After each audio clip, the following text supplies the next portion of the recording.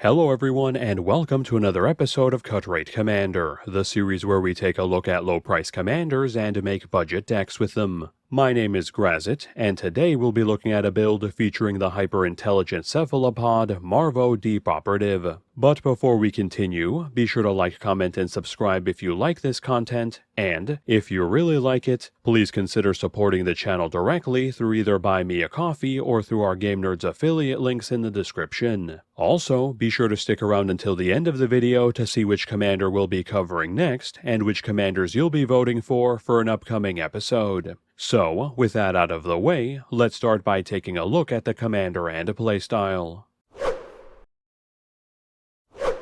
Marvo Deep Operative is a 1/8 octopus rogue that costs 3 and a mere that has the following 2 abilities. Firstly, whenever Marvo attacks, clash with the defending player. And secondly, whenever we win a clash, we draw a card and may then cast a spell from our hand of CMC 8 or less without paying its mana cost. Breaking down his core stats, Marvo is sporting a somewhat hefty CMC, a very low power but very high toughness stat block for his cost, and a pair of abilities focused around triggering and generating us massive amounts of value through the clash mechanic. Now, for those of you who may not have been playing Magic, or perhaps hadn't even yet been born in the bygone age of 2007, whenever a player clashes with another player, they and the player they're clashing with reveal the top card of their deck, with the player who reveals the card with the higher CMC winning the clash, generally granting the card that caused the clash a more powerful version of its effect, or triggering some other benefit. Which may sound like a somewhat awkward to use mechanic, especially when considering the pool of clash cards is not all that impressive, and you'd be entirely correct in that assumption,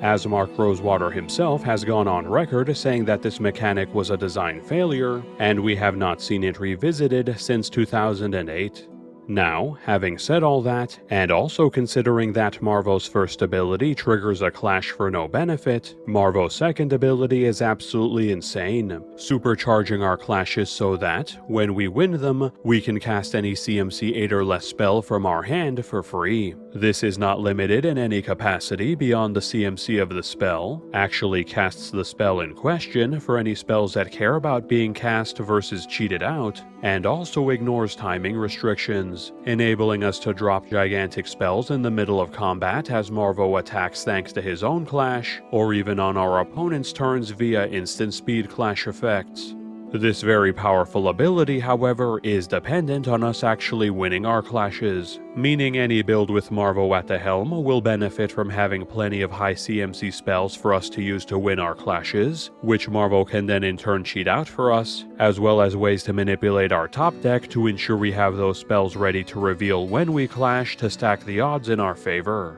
So, as we can see, Marvo's a commander that's all in on clashing in order to cheat out high CMC spells for us at no mana cost. And in order to ensure he'll be able to do this as reliably as possible, we'll be stuffing this deck to the absolute brim with gigantic backbreaking spells to both help us win our clashes, and to completely take over the game with as Marvo cheats them into play for us, as well as plenty of tools for us to use to cheaply and or repeatedly manipulate our top deck to take chance out of the equation every time we engage in a clash. Then, in an effort to keep Marvo alive, seeing as our opponents are going to do their level best to try to remove him from the board before he generates us too much value, we'll be adding in a suite of protection sources to the build in order to make him hard to interact with, as well as enabling him to swing in faster and or more safely to trigger his clash more reliably, giving our small cephalopod the time he needs to call his big friends and sick them on our opponents for picking on him. So let us make our way into Ravnica's undercity waterways where Marvo calls home. Once, this octopus was a typical specimen of his kind, but that all changed when the Simic Combine got their hands on him, augmenting his intelligence to genius levels as part of their experiments. What they had not foreseen, however, was that he would use his newfound intellect to escape their labs via their drainage systems, eventually finding himself in the underground rivers of the Undercity. Now he spends most of his time learning more about the world around him, occasionally lending a tentacle to any friend unfriendly humanoids exploring the waterways, on more than one occasion even helping the Wojeks with underwater investigations, being listed in their reports as a quote-unquote unknown aquatic assistant. So, now that we know a bit more about the commander and playstyle, let's start looking at the deck itself by starting with the creatures. So, the very first thing we'll be doing to tackle this build's creature base will be loading it up with high CMC entrants that will not only help us win our clashes as we reveal them off the top, but will also help us take over the game with their powerful effects and huge stat blocks as they ETB, swing in, or simply exist. Starting on the ETB side of things, we'll be slotting in both Sepulchral Primordial and Diluvian Primordial, each of which allow us to steal up to 3 cards from our opponent's graveyards for ourselves when they come down in the form of creatures and instants/sorceries respectively at no mana cost, on top of being big evasive bodies we can use to swing into our opponents afterwards. Rune-Scarred Demon, which improves the build's consistency as a tutor we can use to fetch up anything from our deck to our hand, and then sticks around to crack in with its big evasive body, and a Shard of the Nightbringer, whose ETB life drain effect is devastatingly effective at bisecting an opponent's life total while padding our own for the same amount to help stabilize us, and then leaves our already crippled opponent to deal with its enormous 8/8 flying body on top of that. We'll then also be running Scourge of Fleets and Massacre Worm to round out our ETB-focused powerhouses, both of which function as one-sided, non-destruction wipes as they come down to help us retake control of the board, the former by bouncing our opponent's creatures back to hand with toughness less than or equal to the number of islands we control, which is superb at blowing out our opponent's blockers if cheated out by Marvo before blockers are declared, and the latter inflicting a board-wide -2/-2 to deal with only smaller creatures, but also possesses a powerful passive burn effect as our opponent's creatures die off to further whittle down our opponent's life totals with its mere presence on the battlefield. And speaking of passives, we'll also be including Star Whale in this build as a gigantic evasive beatstick that provides the rest of our creature base with soft targeted removal protection in the form of Ward 2 to help keep them alive for longer, Brynlin the Moonkraken and Hullbreak Horror as repeatable ways to bounce non-land permanents back to our opponent's hands for additional disruption, the former as we cast our CMC 6+ spells and also as it comes down, while the latter does so whenever we cast any spell and can also send spells on the stack back to their owner's hand to soft counter them,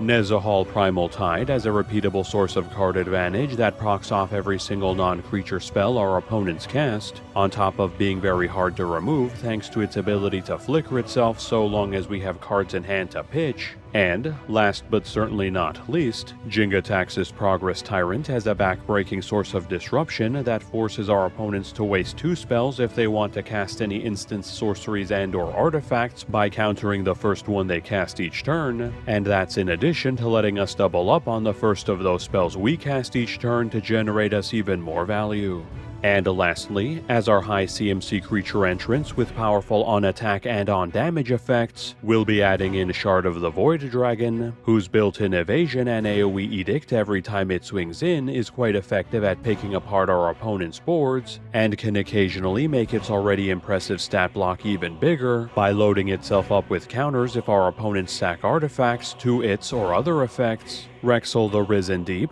who on damage lets us steal and cast instants and sorceries from our opponent's bins at no mana cost, Mind Leech Mass, which lets us tear cards out of our opponent's hands to cast for free on damage instead, and Scion of Darkness, which reanimates an opponent's creature under our control as it gets in for damage, all of which allow us to turn our opponent's resources against them again and again as they keep connecting. And, as our final on damage entrant, we have Lord of the Void, which, like the previous entrants, allows us to steal resources from our opponents at no cost as it cracks in, this time in the form of a creature off the top 7 of their deck as it connects, and exiling the remainder of those cards to deny them even being able to get value off of them from their bin.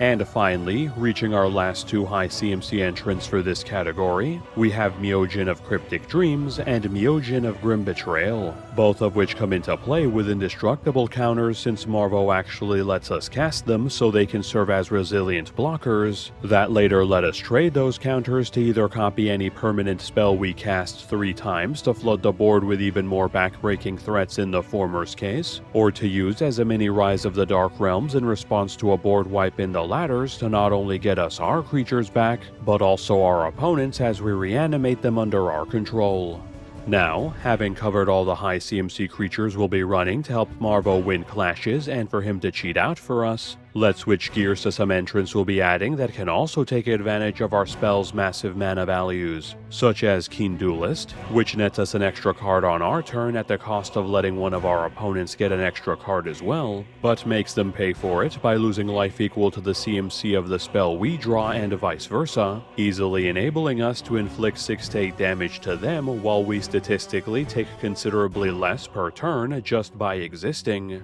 And Twilight Prophet, which this time only nets us an extra card per turn, and hits the entire table with an AoE drain effect equal to the drawn card CMC, sucking huge swaths of life from our opponents to pad our own whenever we hit one of our big spells. And to improve the odds of us hitting our big spells for Marvo and these payoffs, we'll also be including the reality chip in our creature lineup, which at base lets us at least see the top card of our deck so we can gauge how likely we are to win our clashes, and later, when we reconfigure it onto one of our other creatures, lets us play our lands and cast our smaller spells off the top of our deck so we can actively dig for our bigger spells to clash with, as well as Varagoth Bloodsky Sire, whose boast allows us to, before Marvo's trigger resolves, put any card from our deck on top of it as he swings in, virtually guaranteeing we'll win that clash and tutoring the exact card we want to cheat into play with Marvo in one fell swoop.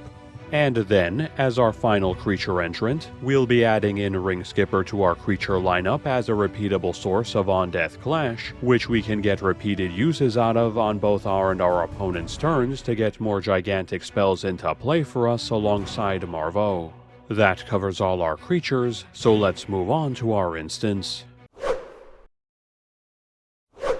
Reaching our instant category, we'll be focusing most of our efforts here on stacking the top of our deck even more to improve our odds of hitting our big spells when we clash, as well as instigating more clashes to cheat our spells into play more often.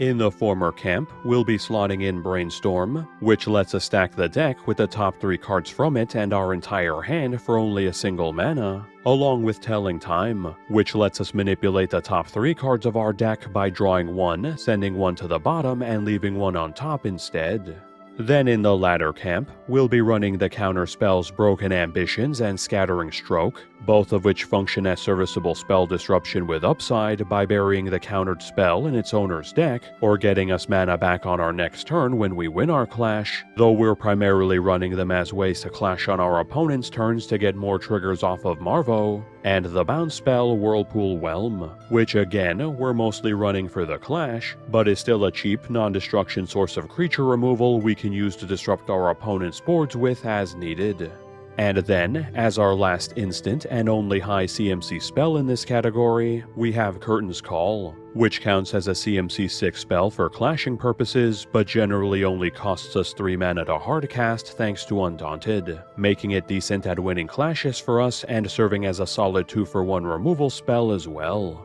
That covers all our instants, so let's move on to our sorceries. Much like the previous category, our sorceries will include even more means for us to manipulate our top deck and to clash against our opponents with, but will also include a decent number of high CMC spells to help us win our clashes as well as impact the board with their powerful effects. So, kicking things off with our sorcery speed wave of top deck manipulation, we'll have Ponder and Portent, each of which let us look at and rearrange the top 3 cards of our deck for only a single mana, giving us the option to shuffle our deck if we don't like any of our choices, as well as replacing themselves when we use them, Diabolic Vision, which lets us manipulate the top 5 cards of our deck instead, while again replacing itself when we use it, Preordain and Serum Visions, both of which function as dirt cheap cantrips that scry 2 before or after the draw respectively to further our deck stacking, and lastly, Dream Cache, which is basically a more expensive and sorcery speed brainstorm, but does give us the option to send cards to the bottom of our deck instead if we have nothing but cheap spells and lands in hand after the draw, so we'll run it.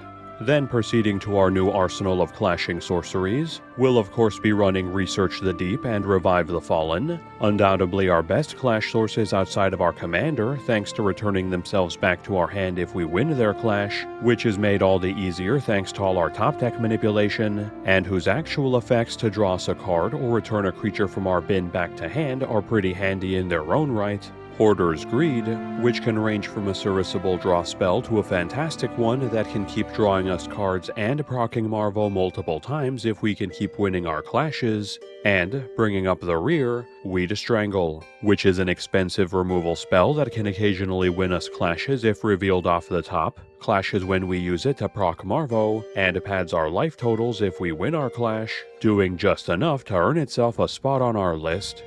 And then to close out our sorcery category with a fresh wave of big spells for Marvo to cheat out for us and for us to use to win our clashes with, we'll be running the card advantage generating the Great Intelligence's Plan and Amanatu's Augury, the former drawing us 3, then forcing an opponent to choose either to pitch 3 cards from their hand or let us play a spell from our hand for free, with either result being good for us, and the latter typically letting us play 3 to 5 cards off the top of our deck at no mana cost to cheat even more of our huge spells into play. The board wipes Blood Money and a Decree of Pain, both of which level the board and help us pad our core stats via the amount of ramp and card draw they generate us respectively. And, as our last sorcery entry, Worst Fears as another massive spell that allows us to take control of one unfortunate player's entire turn, letting us use their resources to soften up our other opponents and then leaving them wide open for our gigantic creatures to finish them off as compensation for their services.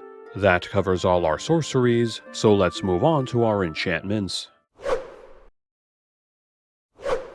Our enchantment category this time around is going to consist of a mixed bag of entries, all of which help our game plan move forward, but not in a particularly unified way, which includes members such as Soothsaying, which functions as a repeatable way for us to manipulate our top deck turn after turn so long as we have the mana, Captivating Glance, which serves as a theft aura we can use to steal away our opponent's creatures, but we're mainly running as a source of passive clash to proc Marvo more often, Blessing of Leeches, which gives us a flash speed way to protect Marvo from the destruction-based removal and wipes that are certainly going to be coming his way once our opponents realize what he's capable of cheating out for us, and, as if to emphasize this point, one with the Multiverse, which is an absolutely amazing source of value in this build that not only lets us play off the top of our deck to clear lands and cheap spells, but also lets us cheat another card into play for free each turn, doubling the amount of backbreaking threats we can drop on the table without having to clash to do so. That covers all our enchantments, so let's move on to our artifacts. So, as we briefly touched upon in our enchantment category, we'll be needing a decent number of ways to help keep Marvo alive in this build, since the deck doesn't really function without him due to so many of our spells costing an absurd amount of mana to hardcast. As such, we'll be adding in some equipment to the build to help keep our cephalopod commander alive for longer in the form of Mask of Avacyn, Norok Stealth Suit, and Swiftfoot Boots, all of which provide targeted removal protection in the form of Hexproof and Shroud respectively, and, should we draw into multiple of them, we can always use the excess ones to protect the other massive creatures we'll be cheating into play to protect them from removal as well, in addition to Whisper Silk Cloak, which again provides targeted removal protection in the form of Shroud, but also makes Marvo unblockable so we can swing into boards where his 8 toughness isn't enough to keep him alive to proc his clash.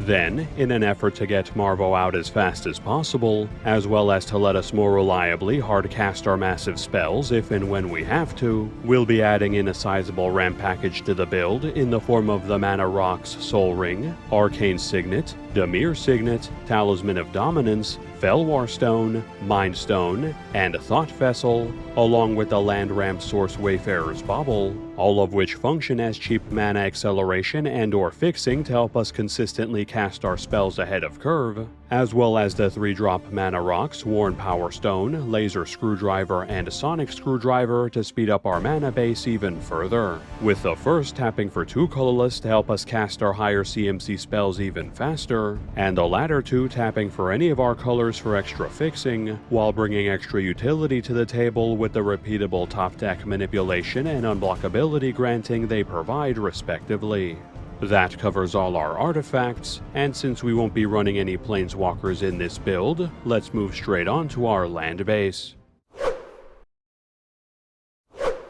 Quickly going over our mana lands, we'll be running Command Tower, River of Tears, Darkwater Catacombs, Choked Estuary, Drowned Catacomb, Sunken Hollow, and Tainted Isle as lands that tap for both our colors that either usually or always come into play untapped to give us easy access to our colors without sacrificing speed in the process, Temple of Deceit, which may come into play tapped, but who still taps for both our colors, and whose ETB Scry 1 helps us set up our top deck when it comes down, and lastly, Myriad Landscape, which provides us with one last bit of ramp from our land slot to help us get to our CMC 5 commander that much faster in the early game. Then for utility lands, we'll be running both Castle Vantress and Rivendell as lands that we can pump mana into to repeatedly set up our top deck with their Scry 2 for added consistency in our clashes, as well as Rogue's Passage as an additional way for us to ensure Marvo can safely swing in and clash even on the most clogged of board states. And finally, we'll be running 12 islands and 12 swamps as our basics to close out our land base. So, now that we've covered all the cards in the deck, let's take a look at this deck's breakdown. This deck currently has 24 creatures including our commander, 6 instants, 15 sorceries, 4 enchantments, 15 artifacts, 0 planeswalkers, and 36 lands.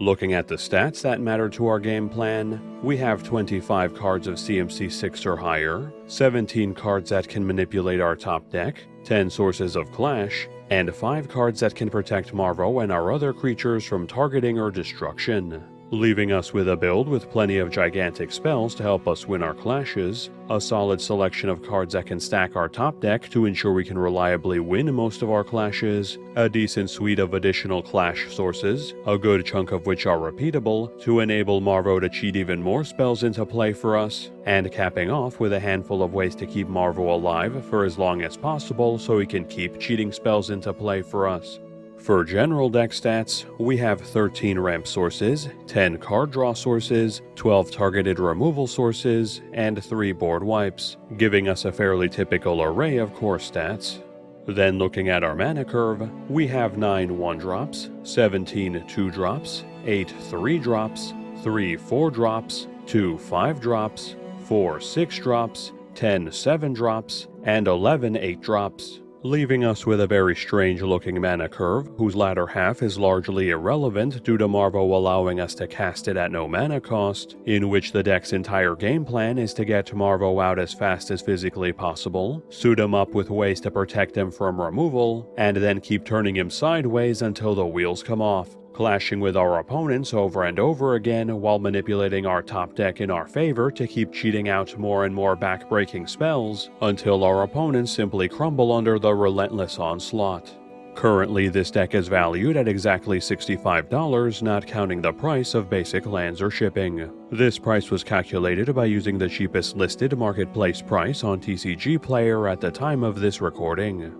For side grades, we can consider replacing Serum Visions with Lantern of Insight to provide us with some more top deck information for both us and our opponents, though at the cost of not being able to manipulate our top deck as effectively. Keen Duelist can be traded out for Lim-Dul's Vault to give us some more top deck manipulation, though at the cost of reducing our ability to weaponize our high CMC spells and ability to generate card advantage. And while the list of alternate ICMC spells I could recommend could easily fill another video, I would like to shine a spotlight on extra turn spells as a completely alternate way to build Marvo, in which we could swap out some of our pricier creatures such as Runescarred Demon, Lord of the Void, and Hullbreaker Horror for high mana extra turn spells like Beacon of Tomorrow, Temporal Mastery, and Alrund's Epiphany, enabling us to crush our opponents under the weight of back-to-back extra turns instead of gigantic creatures. Then for upgrades, the sky really is the limit depending on how deep into debt you want to go. Though for my personal recommendations, I would suggest replacing Scion of Darkness with Sholdred Whispering One, whose repeatable AoE edict is really effective at disrupting our opponent's boards, while her ability to reanimate our creatures rather than our opponents tends to work out better for us, since our creatures will usually be bigger than theirs. Shard of the Void Dragon can be traded out for Archon of Cruelty, which can pick apart an opponent's life hand and field as it swings in, while generating us value in the form of life gain and card advantage. And, if we want even more reliable means to set up our top deck, we can replace Telling Time and Dream Cache with Sensei's Divining Top and Scroll Rack, which are cheaper mana-wise and allow us to repeatedly stack our deck in our favor turn after turn.